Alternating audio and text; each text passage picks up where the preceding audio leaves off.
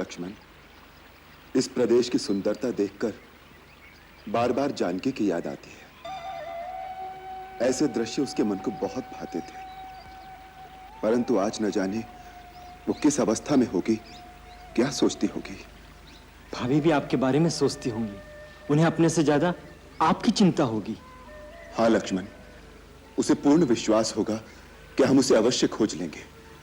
इसी भरोसे पर वो जीवित होगी, होगी ना लक्ष्मण? हाँ भैया, वह एक वीर आर्य कन्या है। कितना भी दुख आ जाए पर वो विचलित नहीं होंगी। भगवान करे ऐसा ही हो। मेरे राजा की बात सीधी तरह मान ले। क्या कमी है हमारे लंकेश्वर में? अरे सुनती है कि नहीं? बोलना। तू महाराजा धीराज रावण की बात मान ले, नहीं तो मार मार के तेरे टुकड़े टुकड़े कर दूंगी, समझी? बोल, मानेगी कि नहीं मानेगी? अरे कुछ तो बोल।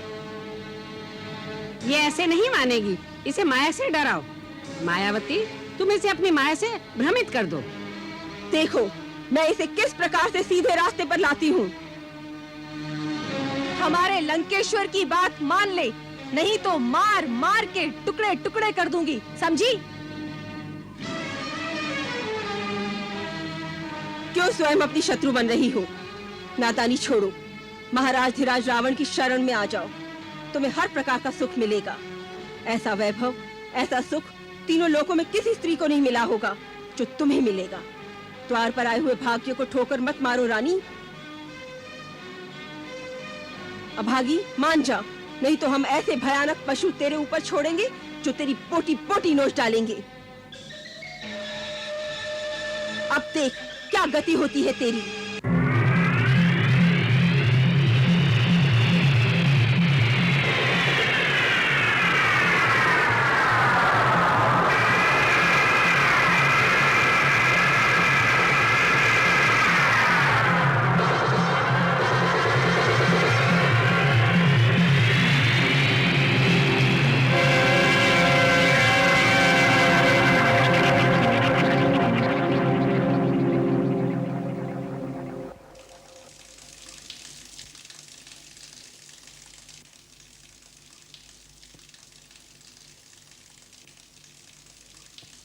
महाराज की जय हो।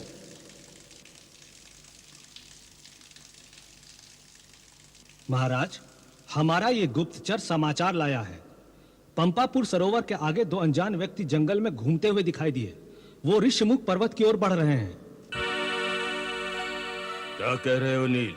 वो दोनों ऋषिमुख पर्वत की ओर बढ़ रहे हैं? जी हाँ जामवंत जी, वो बार बार ऋषिमुख शिखर की ओर देख रहे हैं। ऐसा लगता है वो इसी चोटी पर पहुंचने का मार्ग ढूंढ रहे हैं। गुप्तचर का कहना है कि अपनी भाषा में बातचीत करते हुए वो बीच बीच में महाराज सुग्रीव का भी नाम लेते हैं। हमारा नाम ले रहे थे? क्या कह रहे थे? क्या सुना तुमने? जी मैंने इतना ही सुना। उनमें से जो छोटा था वो बड़े से कह रहा था कि महाराज सुग्रीव अवश्य इसी चोटी पर रहते होंगे। हमें वहां पहुंचने का मार्ग शीघ्र ही ढूंढना चाहिए। अर्थात उन्हें यहाँ का मार्ग विदित नहीं? इससे यह सिद्ध होता है महाराज कि वो इस प्रदेश से अनजान है और यहाँ पहली बार आए हैं। परंतु यह भी सिद्ध होता है कि वो पर्यटक नहीं है जो केवल घूमने आए हैं। उनका एक लक्ष्य है महाराज सुग्रीव तक पहुंचना। वो इनसे भेंट करना चाहते हैं या आक्रमण, ये विचार करने की बात है। तुम ठीक कहते हो नल, उनका आगमन विचार योग्य है। क्यों आए हैं? किसने भेजा है? अर्थात आप लोगों को शंका है कि महाराज बाली ने उन्हें यहाँ भेजा है? हाँ, इसी बात की मुझे आशंका है जामवंत। परंतु महाराज बाली उन्हें अकारण यहाँ क्यों भेजेंगे? हम तो यहाँ शांति पूर्वक रहते हैं और उन्हें कुछ कहते भी नहीं। ये तो हम जानते हैं कि शांति से रहते हैं। उनकी आंखों में तो महाराजा सुग्रीव और इनके हम 4 मंत्री कांटे की तरह खटक रहे होंगे। वो जानते हैं कि जिस राजा का राज छिन जाए वो जब तक जीवित रहेगा पुनः अपने राज्य को पाने के लिए तड़पता रहेगा, और जब उसके मुख्य मुख्य मंत्री साथ हैं वो अवश्य षड्यंत्र कर रहे होंगे। ऐसी अवस्था में उसकी यही चेष्टा होगी कि वो हमें जैसे भी हो समाप्त कर दे। तुम ठीक कहते हो नल, इसीलिए आज बाली भैया ने 2 मनुष्य भेजे होंगे जिससे हमें कोई संदेह ना हो। तुमने कहां देखा उन्हें? पर्वत के नीचे, तराई के वन में। तुम कहाँ थे? मैं पेड़ पर बैठा हुआ था, उसके नीचे से वो जा रहे थे। कैसे लगते हैं वो? जी अच्छे लगते हैं। अच्छे बुरे की बात हमने कहाँ पूछी। हम जानना चाहते हैं वो किस स्टील डॉल के हैं, कैसी वेशभूषा है उनकी। जी दोनों युवक हैं, अति सुंदर हैं। मुख पर एक मोहिनी है, वेशभूषा से कोई तपस्वी ही लगते हैं, परंतु कंधे वीरों के हैं और कंधों पर धनुष्मान धारण किए हैं। सारी बातें तुम एक दूसरे के विपरीत कह रहे हो।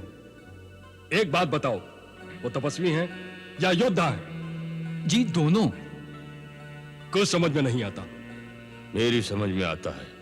बाली ने जानबूझकर ऐसे दो व्यक्ति इस प्रदेश में भेजे हैं जो यहाँ के लिए अनजान है। वो दोनों तपस्वी महाराज सुग्रीव के पास सहायता मांगने या भिक्षा मांगने के उद्देश्य से हमारे यहाँ पहुंचेंगे, और उनका मुख्य उद्देश्य यही होगा हमारा भेद जानना कि हम किष्किंधा का राज्य वापस छीनने का कोई षड्यंत्र रच रहे हैं या नहीं। और जो वीरों की भांति धनुष बाण उठा रखा है वो क्यों? वो इसलिए कि यदि हमें असावधान या शक्तिहीन पाएं तो अवसर पाकर हमें समाप्त भी कर दें। इसलिए प्रतिदिन की आशंका से तो यही उत्तम है कि आप बाली पर आक्रमण करके उससे किष्किंधा का राज्य छीन लीजिए। परंतु वो इतना बलशाली है कि मैं अकेले उससे नहीं लड़ सकता। हमें किसी शक्तिशाली मित्र की आवश्यकता है जो हमारा साथ दे। हो सकता है उसके दरबार में आपका कोई विशेष भक्त हो जो आपकी सहायता कर सकता है। परंतु राजन, अपने खोए हुए राज्य को पुनः प्राप्त करना आपका वीरोचित कर्तव्य है। उसके लिए राजनीति, साम, दाम, दंड, भेद, सारे अस्त्रों का प्रयोग उचित मानती है। शत्रु को शक्ति से न हराया जा सके तो उसके साथियों में भेद फूट डाल दो। यही राजनीति है। मैं कहता हूं कि बाली के इन दोनों गुप्तचरों को पकड़ लिया जाए और इनसे ही किष्किंधा के सारे रहस्य जानकर बाली के साथियों में फूट डालने के लिए इनका ही प्रयोग किया जाए। ये ठीक है। परंतु महाराज, ये बाली के भेजे हुए है भी या नहीं, पहले इसका पता कर लीजिए। ये भी ठीक है। परंतु इसका भेद कैसे मिले? हम सब में सबसे अधिक बुद्धिमान हनुमान है। उनको उनका रहस्य जानने के लिए भेजा जाए। वो समय आने पर बल और बुद्धि दोनों का प्रयोग कर सकते हैं। तुमने बहुत उत्तम बात की है जामवंत। हनुमान कहाँ है? उन्हीं को भेजो। पहले उन्हें ढूंढ तो लीजिए, कहीं एकांत में बैठे हरिओम का जप कर रहे होंगे। चलो हनुमान को ढूंढते हैं। आओ।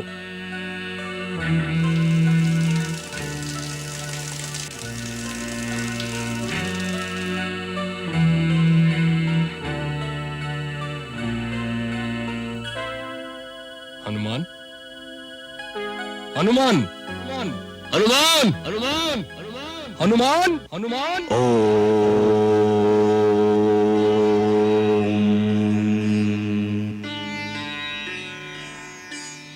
हनुमान जी, हनुमान जी,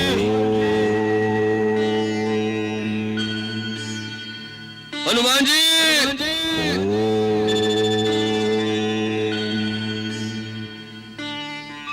हनुमान जी।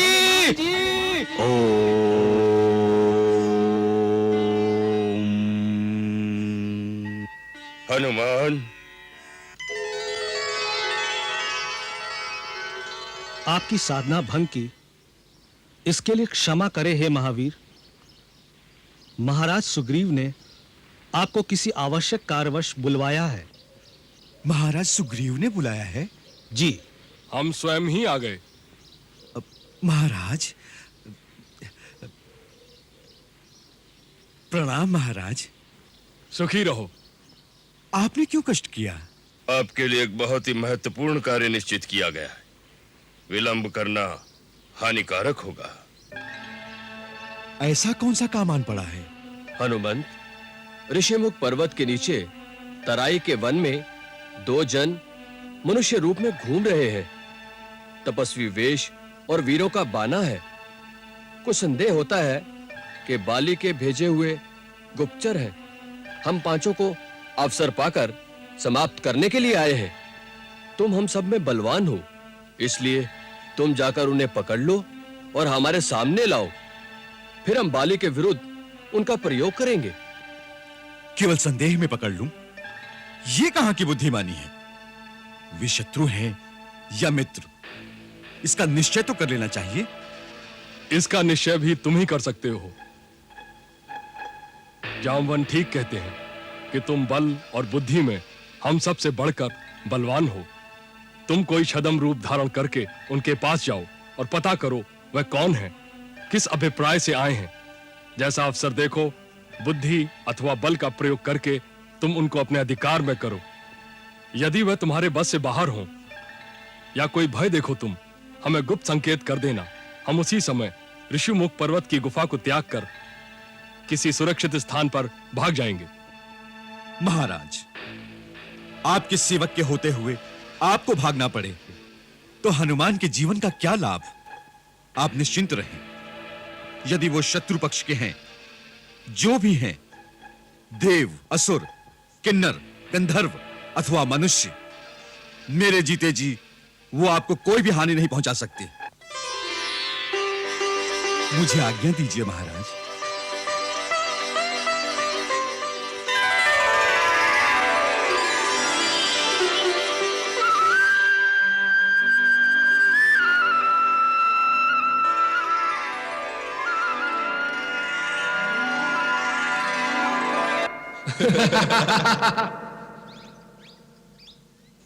भैया, लगता है यही है वो दो पर्वत शिखर। परंतु पहले किस पर जाएं?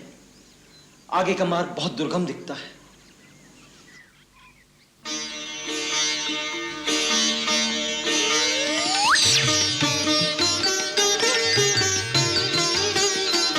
वो देखो लक्ष्मण, सामने से कोई आ रहा है।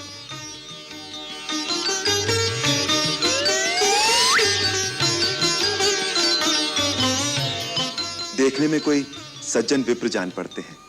आओ इन्हीं से मार्ग पूछें।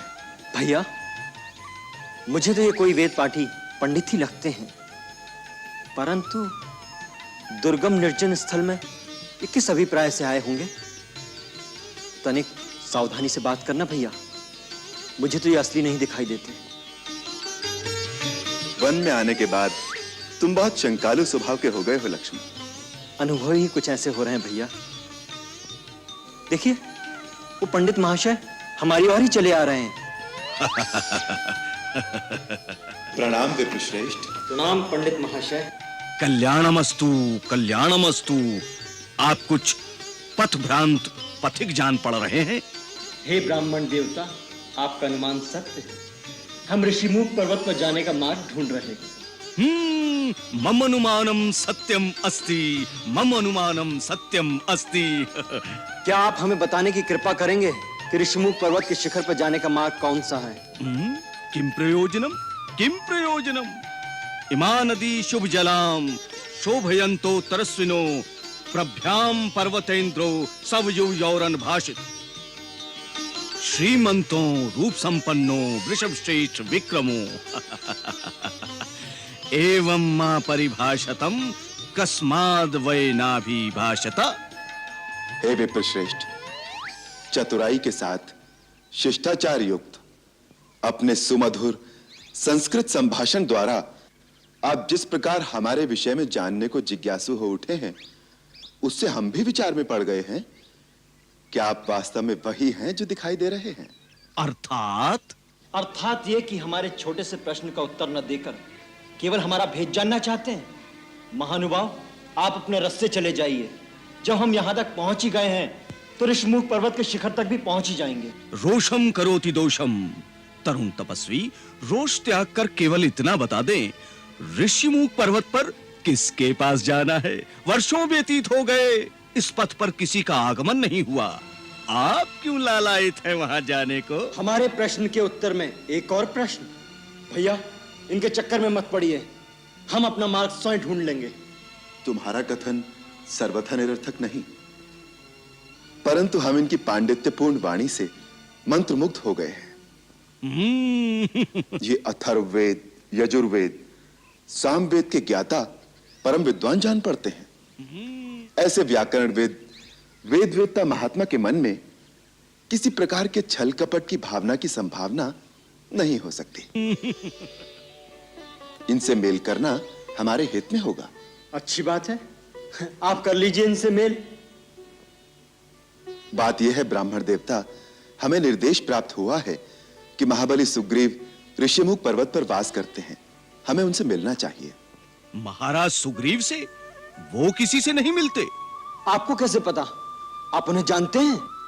अवश्य जानते हैं, अवश्य जानते हैं। सुग्रीवो नामम धर्मात्मा कश्चिद वानर पुंगवा, और हम हैं उनके कुल पुरोहित पंडित केसरी नंदन। कुल पुरोहित?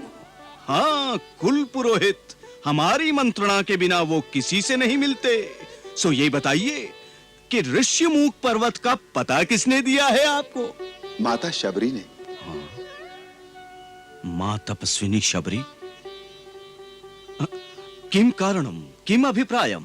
भैया, ये पंडित महाशय तो केवल प्रश्न करना ही जानते हैं। मेरा अनुमान है कि इन पंडित महाशय का नाम ही प्रश्नानंद महाराज है। प्रश्न का उत्तर देना तो इनके गुरु ने इन्हें सिखाया ही नहीं। और आप केवल रोष करने में ही प्रवीण हैं, और आप शांताकारम धीर गंभीर हैं। वीर मनुष्यो देव रूपीणों, कृपा करके अपना मंतव्य प्रकट कीजिए। बात यह है विप्रवर, माता शबरी ने हमारा मार्गदर्शन किया है।